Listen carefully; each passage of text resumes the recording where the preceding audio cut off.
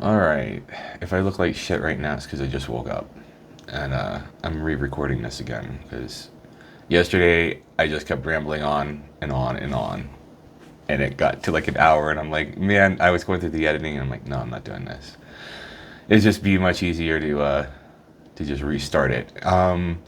What I'm going to do this time is I'm just going to do the Q&A. I'm not going to do the introduction to me. It's just too much to go into, and I'd rather have that scripted. I'll just introduce myself, and then we'll get right into the questions and answers, because there's a lot of these that I kind of want to answer. Um, Anyways, I am Aaron Dusk. That's not my real name, but that's just what you're gonna call me online. But so yeah, I'm Aaron Dusk. I am an author, I guess, and I have two books. One is the Varcross Key. The other one is the Mark of Amuli. We've got a bunch of other stories out there. Um, some of them some of them kind of gross and overly sexual and detailed and kind of rapey, but most of them are, most of what I like to write are just stories and stories about monster human relations, that sort of thing, because it's completely normal. Actually, it's more normal now than it probably was, I don't know, 20 years ago. Especially among like, it's not just the furries. It's women in general really love monster fucking. I don't know why. Well, actually, I do know why, but it's just they're much more open about it. Let's get into the questions. I'm gonna start with the first one, which is, when did I get started in writing? That was every author is probably like, oh, I started writing when I was a kid, and that's not really true for me. I started writing when I was much later in life, probably when I was 18, and I was writing fan fiction.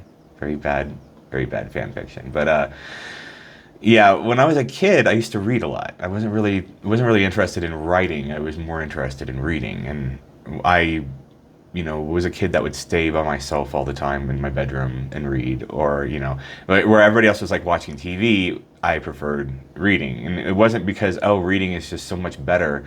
It was because it was a different way to absorb information. And at the time, and I am dyslexic. So it always takes me a long time to read a book.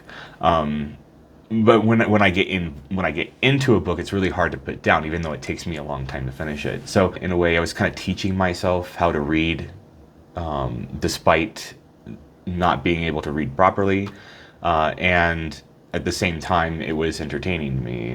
It was stuff. You can read stuff in books that you can't see on TV. TV is very you don't really get you don't really get much of that kind of entertainment, and you can get things in books that you can't get in movies, that you can't get on TV shows, because those are so controlled. Whereas books, a little less so. It was more back in those days because you didn't really have self-publishing, but it was still you could still get more stuff in books than you could on TV, if that makes sense. So, and this was even before the Goosebumps series came out on Fox Kids, I think it was. It was a long time ago, and I had the whole set of R.L. Stein's Goosebumps, like probably every kid my age at the time. So I got into writing when I was 18. Started writing fan fiction, got raked over the coals because it was really bad, and then later on in life, I want to say probably about when I was 27-ish. It was back in 2009. I want to say I was 27 back then.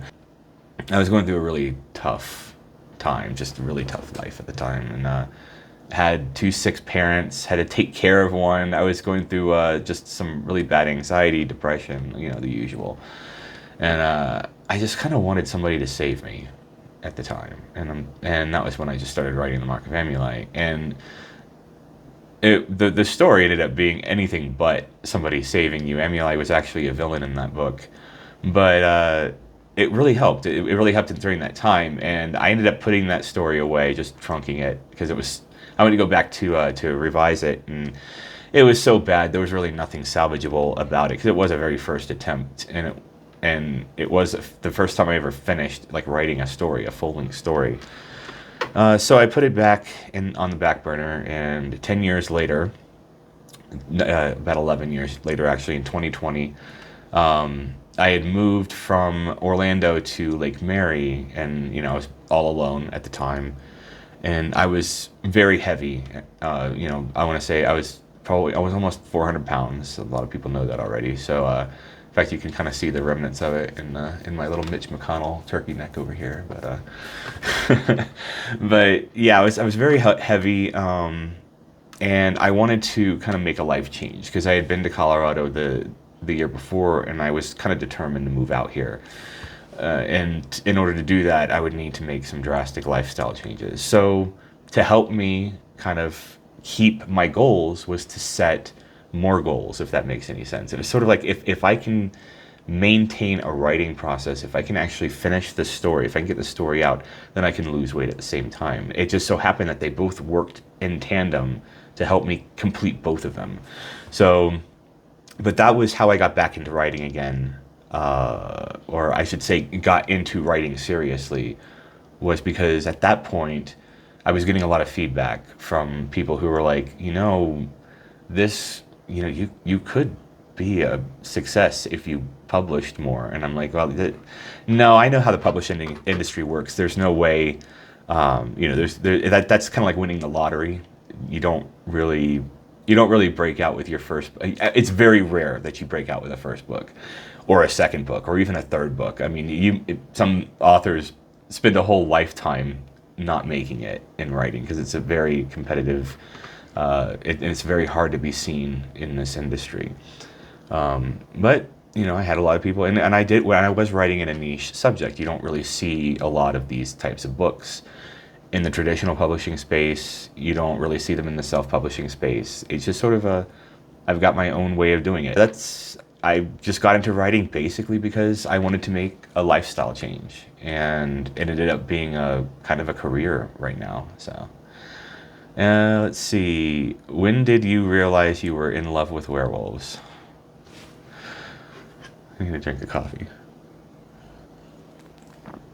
Oh, this is really embarrassing. So, when I was a kid, like I said, we had bunny ears. We had we didn't have cable back in the day. We lived out in the sticks. We were very poor, very poor when I was a kid.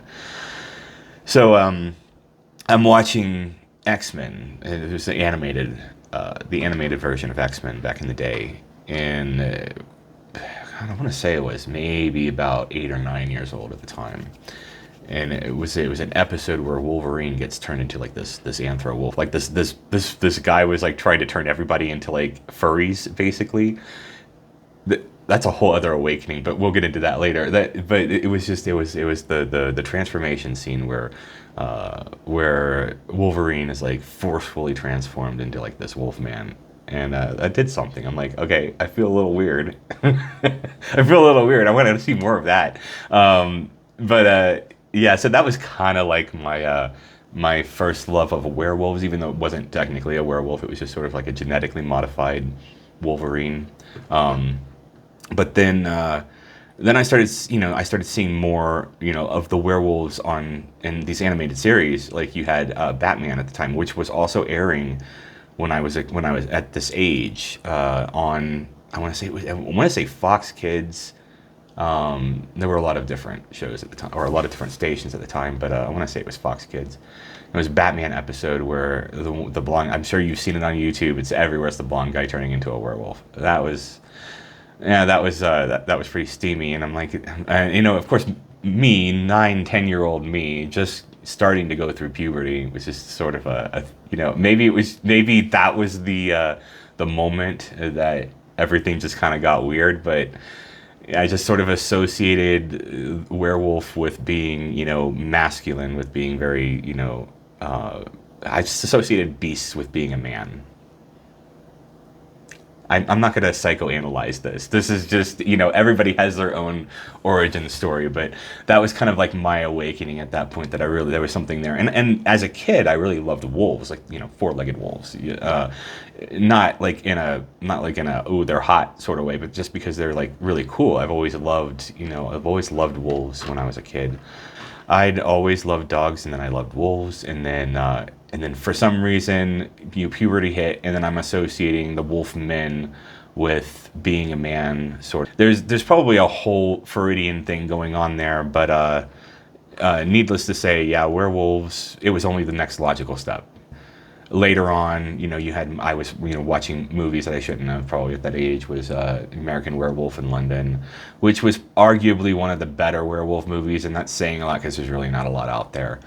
I couldn't really find any good werewolf movies, especially werewolves that hold on to their sentience while being a werewolf. The whole thing, for me, why I don't like certain aspects of the werewolf mythos is the guy, the person, the man or woman who turns into a werewolf just sort of goes to sleep. The human part of the brain just turns off, and then the werewolf part turns on. So you don't really have the struggle between man and beast, the actual live internal struggle between fighting the instincts and keeping the humanity and stuff like that. How can you do that when your humanity's just been turned off anyways, and you're just going to go do this? So the only struggle comes after, in the aftermath, which it's boring. It's boring to me. I prefer to see the struggle happen in real time. Like, you're trying to fight these urges, and they just keep coming, and eventually you have to kind of find a balance. The whole point is trying to find an inner peace, an inner balance with what you are and who you are at that given point in time. And I think that's what I kind of wanted to convey in a lot of my stories as well. I think that the last one, I think the last nail in the coffin for me, and this is also gonna be very embarrassing too. This is actually when I had cable, and we had ABC Family, or was it Fox Family at the time? I don't really remember. But there was a show called, and I'm sure some of you remember this show, especially Canadians, because this was a Canadian show, of course. It was called Big Wolf on Campus, and that was kind of the melding of Teen Wolf. I don't know if you've ever seen Teen Wolf. It's a really fucking cheesy movie with Michael J. Fox in it. It's kind of like a Teen Wolf TV show, except with a really hot lead actor. By the way. Hopefully, Brandon Quinn never sees this, but you just got hotter with age, buddy. But so yeah, that was I was watching that because I did actually get to see the struggle between man and beast at the time, and that was, even though the werewolf makeup and stuff like that was really cheap and cheesy, because it was a budget kids TV, or like a kids TV show. It's very, there wasn't a lot of money spent on the werewolf. But it was the struggle between him trying to live this normal life as a teenage, as a senior in high school, while also struggling with these constant urges that the werewolf would throw at him, and then trying to use that to his advantage. I thought that right there was like, hey, I kind of want to write stories like that. So yeah, that was those were my series of Werewolf Awakenings. All right, next question before I keep rambling on. What made you think of writing Simon, and was he your inspiration to write your stories? Okay, so first of all, Simon, Arthur, and Derek with an E are not my characters. They are Forge's. The Forge was the one that created them. Well, he created he created kind of who they are. He created their personalities kind of in drawings. Everything that I extrapolated through the bits and pieces that he had written or that he had drawn over the years. Because I was very fascinated by those characters when I first saw them, and this was before I knew who he was. I didn't know who Forge was until, probably late 2020, early 2021. I'm not really in the furry universe. I don't really participate. I don't really know a lot of artists and stuff like that, because I don't really peruse the furry internet. I do now, because most of my fan base is on the furry side. So I need to kind of get into that area and see what's up there. But but a friend of mine had actually sent me some artwork of Simon and Arthur, and this was the very first time I'd ever seen his drawing, and I thought it was a really neat concept, especially Arthur's design, the half-turn design, and then you have like his werewolf buddy at the time, which I kind of I assumed that they were boyfriends, which eventually they ended up being. But I think Simon was originally like I think Forge drew him in 2013 and kind of made a lot of descriptors about him, which kind of really helped cement his personality, even though he would continuously change Simon over the years. But there was always a constant theme with him in that he was kind of this lazy, very irritating, purposely annoying, and kind of mean in a way character. But he always seemed to have this like playfulness about him, even though he was like this really old werewolf. But he always had, you know, sort of a playfulness about him. He was very talented. You know, Forge had mentioned that he could sing, and I decided, you know, because you know we'd gotten a lot closer as friends, and I decided, since he had drawn my characters for the Mark of Amuli, that I would write, you know, a short story about Arthur and Simon's origin story.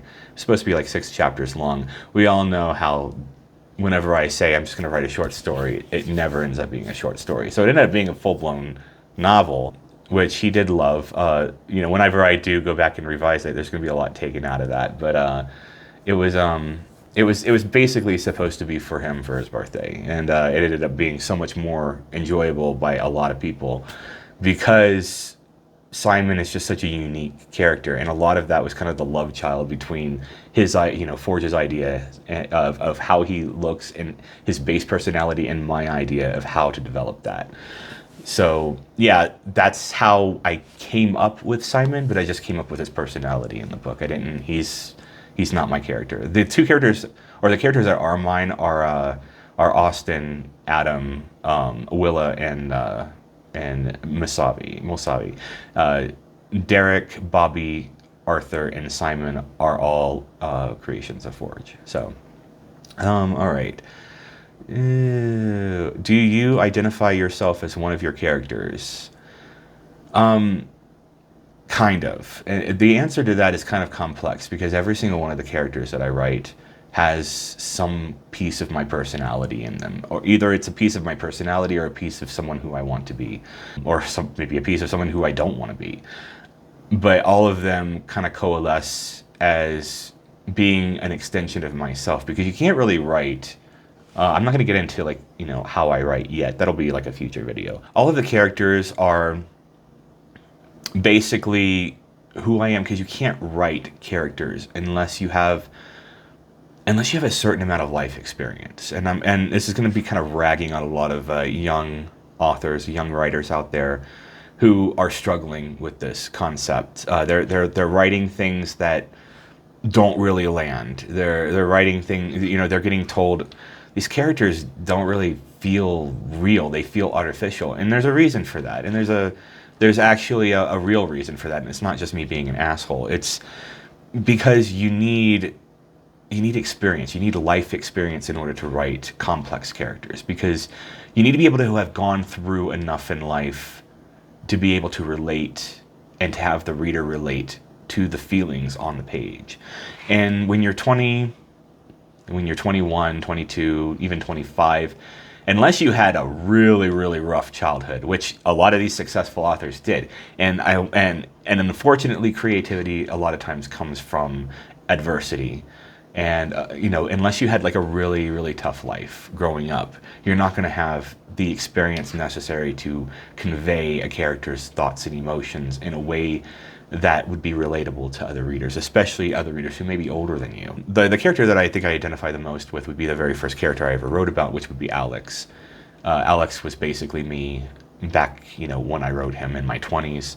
He was just a much younger, you know, angsty teenage version of me, which Alex was very, very close to how I was as a teenager at his age. At 17, I remember being at 17, almost 18 years old, and just, even though I was involved in a lot of after-school activities and stuff like that, I was very hated, you know, just did not conform with a lot of things. And Alex sort of was that person who was also going through I was also going through a very tough home life as well, so was Alex. So I just related more with that character. Another character that I related with would be Arthur. Arthur is basically the repressed version of me, although he's probably got a lot more experience than I ever did in my 20s. But yeah, his repression, his very religious upbringing is very, you'll see that kind of theme a lot in my stories as well.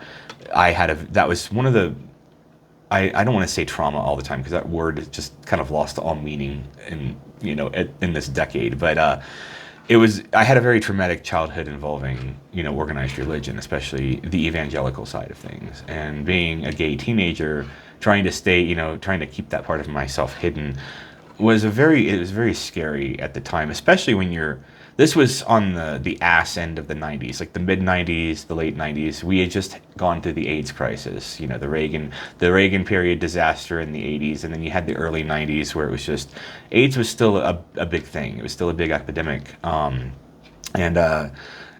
it was very terrifying to even think that you were gay because you might catch the AIDS, even though I didn't really know how you would catch the AIDS. But I keep saying the AIDS, like the weed or the pot. I was just told that, even kissing a guy you can get AIDS.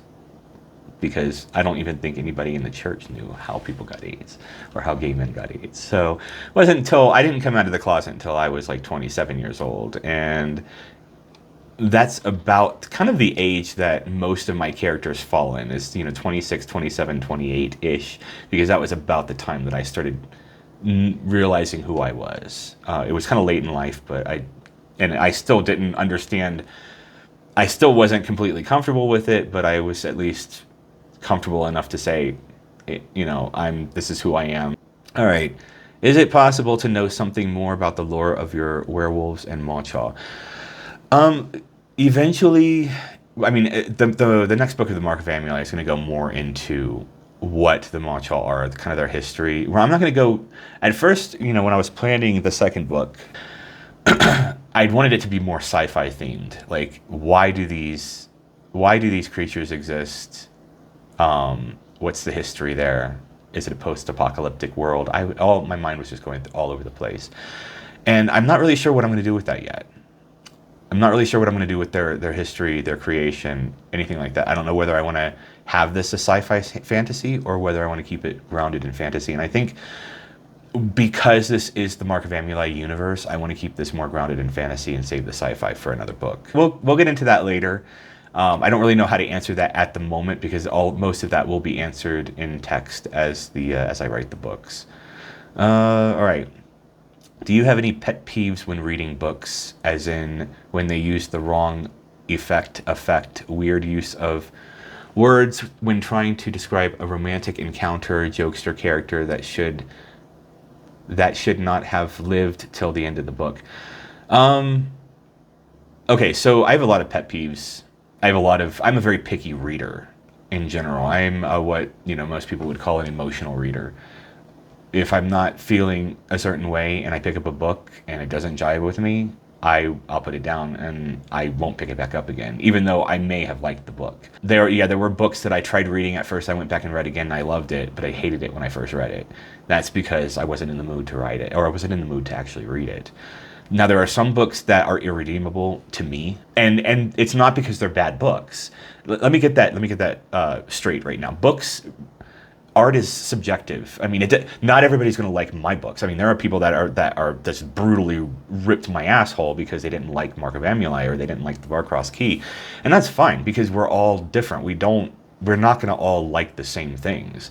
I wrote what I wanted to read, which may not be what the average Susie Q might want to read. At the same time, I don't like reading. Even though a book might be like well loved, if I don't like it, I'm not going to finish reading it. I'm not going to read it. And one of those books, and I'm sorry to say, was Wolfsong. A lot of people ask, like, how can you not like Wolfsong? And it is a very beloved book. It has a lot of ratings. It's probably sold hundreds of thousands of copies. Or maybe not that much, but it's sold a lot. I think maybe it was that book or maybe another book that put Clune on the map as an author. But I'm very picky about werewolves, especially very picky about werewolves. As picky as I am about stories, werewolves are probably above that. If they don't meet a certain criteria, which is why I don't read werewolf books. I want to put that out there right now. Anybody who offers me to read a werewolf book, I will straight up not read it, because I don't want to get into another author's mythos of werewolves, because it irritates me. It bothers me. And this one, even what really bothered me about Wolfsong was that he calls them werewolves and they're not werewolves. A lot of people get shifter and werewolf confused. This is the fault of probably Stephanie Meyer, and her Twilight Saga, which is a whole other. That's a whole other thing that I'm not gonna bitch about right now. But I actually think Stephanie Meyer, she was the one that kind of nudged me into writing my own stories out of spite. But with Wolfsong, they're not really wolves. They're kind of they came off as especially Joe's family as being humans pretending to be wolves, if that makes any sense. It came across as very cringy to me. I didn't like that at all. Then of course there was them being so young at the start of the book, and then TJ Klune not really changing Joe's voice. It's very important that you change a character's voice from when he's younger to when he's older. And since Joe was so fucked up mentally, he still had that almost childlike mentality. So when I was reading the first scene where him and Ox are having sex, all I can hear was Joe's childhood voice in my head. That's disturbing. I had to just stop reading it. I'm like, no, I can't read this anymore. There were a lot of things that I found wrong with the book, but they were me problems mostly. I mean, when I look at the reviews, a lot of the people had some of the same issues that I did, but on a personal level, it's really what speaks to you. If Wolfsong like connected with you emotionally, which is what a book is supposed to do, then that means the book was good for you. It was a 5-star for you. And not everybody's gonna agree with that, and some people might hate the book that you like. But don't get upset about that, because not everybody's gonna like the same movies that you do, or the same food, or it's all subjective. We're all different people, and that's kind of a beautiful thing.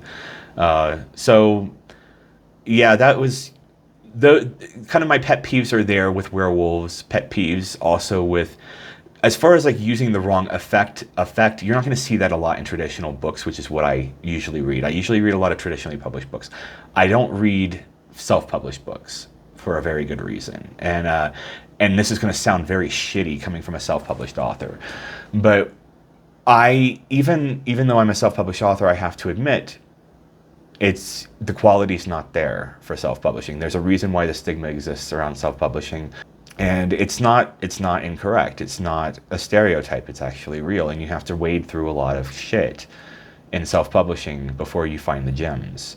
So yeah, there are a few out there that were just wonderful self-published books that ended up making it big. Andy Weir was an author that, you know, he was, when he started writing, I think he was writing on his blog, and people were just, you know, because people know talent when they see it. And that guy knows how to tell a story, because he knows how to tell an engaging story where you keep reading and you don't want to stop. And that's something that I kind of strive to do in my own writing. And a lot of readers have told me, hey, I was up until like, I don't know, 5 o'clock in the morning reading your book because I couldn't stop reading it. And I'm like, yes, that was the goal to begin with. To get a book to do that takes years of practice for pacing and stuff like that. But we'll get in, like I said, I'll get into that all at another time in my video. But yeah, he had that same ability, and you can always tell when a writer has that way of writing that keeps you enthralled. It keeps you asking questions. If you're not asking questions, you're not interested in what's happening on the next page. Conflict also drives the narrative. He's very good at that as well. Another book that was very good, and I'm going to actually go back to TJ Klune because I was ripping on him earlier, but his book of Life and Puppets, or on Life, I think it's Of Life and Puppets, the Life of Puppets, I believe it is. I'm actually almost done with that book, and it is phenomenal. Like, absolutely beautiful book. It's just very adorable. It's very cute. Yeah, it's got some very heavy elements in there. You know, not as heavy as Wolfsong, not as emotionally manipulative, but it's there, and it's just who I would have never thought that a Pinocchio retelling or a book about androids and robots would be so heartwarming. But he managed to do that. And when an author does that, that is talent. And this is why I say, like, even though I may hate one of an author's books, it doesn't mean I'm going to hate that author. Like, the author could write gold like that I'm into at the time, and or write something that I might not be into, and then he gets me into it. So that's, hats off to TJ Klune. Very good book. I'll probably read some more. I'm not reading any more of the Wolfsong series, but I will read some more of Klune's writing, because his writing and my writing are very similar to one another, at least in terms of author voice. So it's a lot easier for me to read his writing, if that makes any sense. So yeah, that's I'm not going to get into any more of those because it is very subjective, and that it might come up later on. Ma Cha Shalank. Where does the inspiration of these words come from? I mean, it's pretty much, I look at different words in different languages and kind of meld them together to see what sounds cool. There's not really anything deeper that goes on there. I just want it to I want it to look cool, and I want it to flow off the tongue. But at the same time, a lot of people wouldn't know how to pronounce some of these words, like Shalank, for example. Or Shalank is kind of how I pronounce it because of the accent over the E. But a lot of people just look at that and they're like, Shalank. Because a lot of people are not going to know how to pronounce it, which is fine. I mean, it's a fantasy. So, but yeah, a lot of the inspiration for those words just come from trying to find what looks cool, mishmashing a bunch of words together from other languages. Anyways, on to the next question. Is there a connection between Amulai's world and the possible world of Vargurs mentioned in Vargurs? Yes, actually. The two books exist in the same universe, and the two books will eventually combine. At least that's the plan in my mind. I don't know if that's going to come to fruition in the future.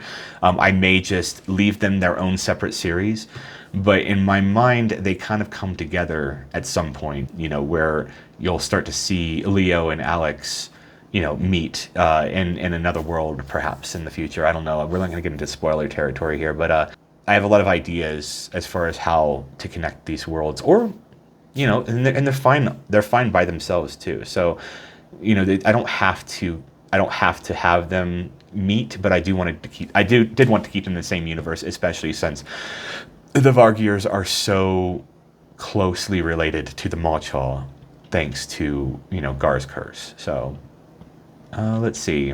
In The Mark of Amulai, when Alex was made to eat his first animal for survival, did you take any inspiration from real life or from media or in Game of Thrones or Braveheart? No, actually. This is going to sound really weird. I didn't really take inspiration from anything. I just, I think about what it would be like to be this new creature and have this need of survival. Like you have to eat to survive, and you're fighting with your body every step of the way about how to go about doing that. And I just wanted to think how that would feel to me if I were doing this. So that's most of what you read about as far as like Alex's first transformation, of him running through the snow, running through the woods, experiencing all of the new senses, how, his eyesight is working in tandem with his sense of smell. All of that stuff just kind of comes from here. Like, if I were a werewolf, how would that be different? And then I come up with all of these different scenarios about what that would feel like, what that would be like, because it's sort of like what I've dreamed of. It's sort of what I've dreamed of being myself. So it's sort of like all of that comes out on the page. So there's really no inspiration, certainly no inspiration from Game of Thrones, that's for damn sure. On to the next question. Can you please tell us the correct pronunciation of the names Macha, how do they really sound? Of the names of Macha, or I don't quite understand that question. Are you talking about like all of the different words in the language, or like the different like Shalank or Shalank or whatever it was called, and Macha and Amulai? A lot of people mispronounce Amulai's name, which of course I don't expect anybody to know how to pronounce anything unless they've been told how to pronounce it. So a lot of people know how to pronounce it, though, if they've listened to the audiobook, which all of the pronunciations are correct in there, because I had actually given the voice actor recordings of my own way of saying them. So Let's see. Is there an actual brisket recipe from Mark of Amuli, or is it just a plot device? I actually really love there was a place near my work called Four Rivers, if anybody lives in that area of Florida, in Central Florida, you probably know what I'm talking about. There, people have Four Rivers bumper stickers and stuff. It's kind of a famous place, and they have some of the best brisket I've ever tasted in my life. So that was kind of the inspiration. The Four Rivers brisket was the inspiration for Alex's father's brisket. So it was kind of a plot device. It was just sort of something I just sort of put in there. It was, oh, brisket, it's really good. It transcends realms. It's so good. So even there's really not much I could really add to that one. And there is no brisket recipe. I don't have a brisket recipe. I don't make brisket. I don't even eat beef all that much anymore. But yeah, just know that brisket, the idea came from a restaurant in Central Florida. Can you pinpoint a source for your fantasy environment creation? Zine has such a fun descriptors of flora and fauna, and we see some more fantastical areas in Varcross as well. The inspiration, and this is also going to be kind of embarrassing as well. As much as I hated the movie, and as much as I think James Cameron is a complete, he's just lost his way a lot.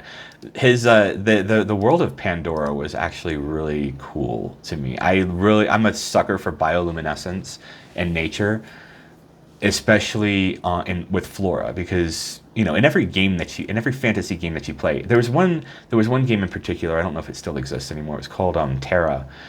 And there was one area where it was nighttime, and the trees had all this like bioluminescence, and the whole entire zone was like that. It was just lit up in this cool bioluminescence, and that sort of kind of translates to a lot of the places that I have in my stories too. I didn't want them all to be like that, but like for instance, Gar's forest, the demon forest with all the glowing mushrooms and stuff like that. That was kind of taken from a lot of those. Stories and movies and stuff like that. And as far as the other inspirations that I get from the environment comes from here, where I live. A lot of the looking at pictures of places like British Columbia or Western Alberta, Alaska. I love all of those, the different landscapes, the mountains, the snow. It's the reason why it's kind of alien in the book is because it was alien to me at the time. All right. Which name would you prefer we address you as? Aaron, Dusk, Howl, ADHD. Just Aaron is fine. I mean, people used to call me Howl because that was how I went on when I was in Telegram, when I was in Forge's chat was Howl, but it's Aaron is fine, and we'll just. We don't really have to dwell on them. I mean, you can call me whatever you want to, but Aaron is probably what I prefer. Last question is, will Varcross Key get a book 2? Yes. There's still too much of that story left untold. We've still got to know, what's going on, with Stellus, with Akiros, what's happening in that world, how they're going to kind of break apart from that. Yeah, there's still a ton to do there. There's also going to be another book of the Mark of Amuli, which of course all of you know. I don't know if this counts as spoilers or not, but it will be in 3 perspectives. You'll have Alex, Amuli's, and Mike's perspective, because Mike is going to be a big part of this book as well. A lot of people didn't get to really know Mike and didn't really like Mike, which is understandable because he's kind of shitty toward the end of the book. But that shittiness gives the character room to grow in the book, and a lot of that, if you think about it, Vince in the Varcross Key was one of my favorite characters to write because he went through such a transformation from the beginning of the book to the end of the book without really losing who he was, without losing that, kind of sarcastic, angry, how do you put it, tsundere type person that he was. He was just, he didn't really, he softened up toward the end, but he didn't really lose who he was, but he gained a lot of valuable knowledge and growth during that period, and that's the kind of things, those are the kind of characters that I really enjoy writing. And it will be the same for Mike as well. Mike has got a lot of, growing to do. It's not really, it will still be Alex's story, but it will also be Mike's story as well. So, well, you can look forward to that. But anyways, that's pretty much the end of the Q&A for now. And I'll get back, I'll post more of these videos in the future if people are really interested. And yeah, that's it for today.